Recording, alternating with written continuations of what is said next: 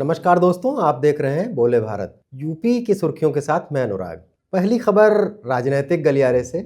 चर्चाएं हो रही हैं कि योगी मंत्रिमंडल का विस्तार जल्द हो सकता है। मकर संक्रांति के आसपास भी इस तरह की चर्चाएं हुई थी कि जल्द ही प्रदेश के मंत्रिमंडल में मुख्यमंत्री फेरबदल कर सकते हैं, लेकिन अब इन चर्चाओं को जरा बल मिला है।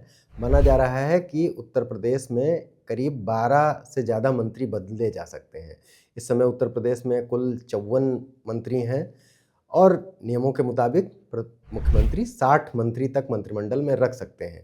यानी उनके पास 6 मंत्रियों की वैकेंसी तो है ही है, और 6 पदों की वैकेंसी के अलावा मंत्रिमंडल में कुछ फेरबदल भी हो सकते हैं। इससे मंत्रियों की संख्या 10-12 के आसपास ऐसे मंत्री हो सकते हैं जो नए बनाए जा सकते हैं। राजनीतिक साल है, ये होना ही था। इसकी चर्चाएं समय समय पर हो रही थी, लेकिन अब ये चर्चाएं जोर पकड़ रही हैं और ये माना जा रहा है कि जो नया मंत्रिमंडल विस्तार होगा उसमें अगले चुनाव की पूरी झलक होगी। उसमें राजनीतिक समीकरण, जातिगत समीकरण सभी का ध्यान रखा जा रहा है। कई नाम चर्चा में हैं, कुछ भाजपा के हैं, जैसे पूर्व प्रदेश अध्यक्ष भूपेंद्र चौधरी को फिर से मंत्री बनाया जा सकता है। अशोक कटारिया का नाम भी चर्चा में है।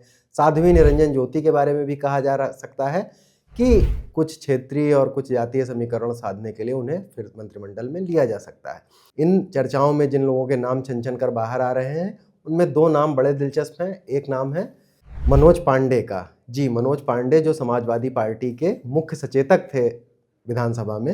राज्यसभा चुनाव के पहले उन्होंने क्रॉस वोटिंग की थी और अब इस समय वो भारतीय जनता पार्टी के खेमे में है। तो अगर मनोज पांडे को मंत्री बनाया जाता है, समाजवादी पार्टी से आए हुए हैं, समाजवादी पार्टी के नेता रहे हैं, अखिलेश यादव के काफ़ी करीबी भी माने जाते रहे हैं, मनोज पांडे को मंत्री बनाकर शायद इस सुगबुगाहट को भी विराम दिया जाए और एक तरह से एक ब्राह्मण चेहरा लाकर ब्राह्मणों को ये संदेश दिया जाए।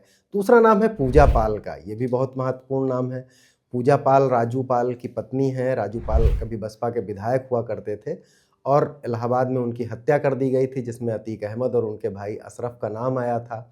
और अतीक अहमद हत्याकांड के बाद पूजा पाल ने प्रदेश सरकार की काफ़ी तारीफ की थी और धीरे धीरे राज्यसभा चुनाव के बहाने वो भारतीय जनता पार्टी के खेमे में आ गई हैं।